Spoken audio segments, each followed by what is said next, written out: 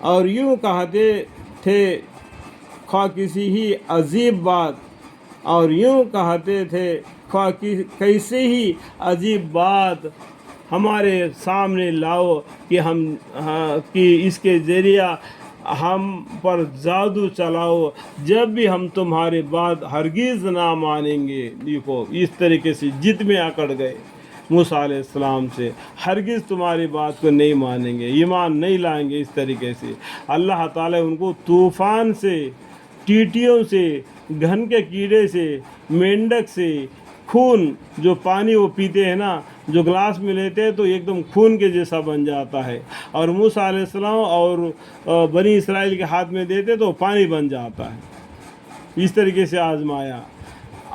ازدا جو صاف ہے نا لکڑی، روشن ادب دیجا، قحط سالی، پھلوں کی کمی، اس طریقے سے 9 طریقے سے اللہ تعالیٰ ان کے اوپر مصیبت ڈال دیا تاکہ وہ ڈھیلے پڑ جائے اور اللہ کی عبادت کرے۔ لیکن وہ یہ کہنے لگے جب بھی ہم تمہاری بات ہرگز نہ مانیں گے، اتنا جد میں اکڑ گئے۔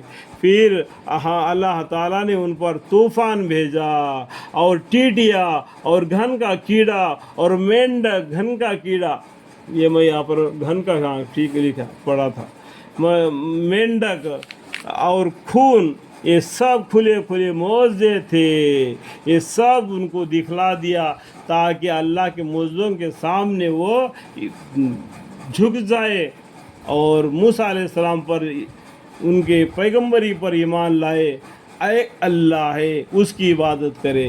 فرعون اللہ نہیں ہے، وہ ایک انسان ہے، وہ ایک دن ختم ہو جائے گا۔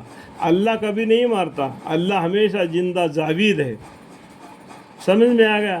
تو پھر فرعون نے کہا گیا میں ہی خدا ہوں، میری عبادت کرو۔ اس طریقے سے انہوں نے حرکت کیا تھا، شرک کرنے پر مجبور کر دیا لوگوں کو، سوا تکبر کرتے رہے اور لوگ کو تھے ہی جرائم پیش۔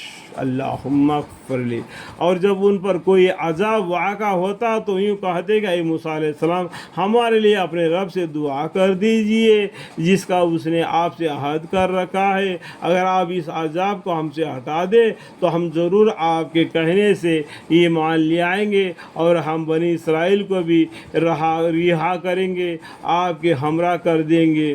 اس طریقے سے جو بھی تکلیف ان پر آ جاتی ہے تو موسیٰ علیہ السلام سے گڑ گڑا کر دعا مانگتے، ایسے ایسے باتیں بولتے، تو موسیٰ علیہ السلام اللہ سے دعا مانگتے، جب وہ مصیبت ٹل جاتی پھر وہ پہلے حالت میں آ جاتے۔ اللہم اغفر لی۔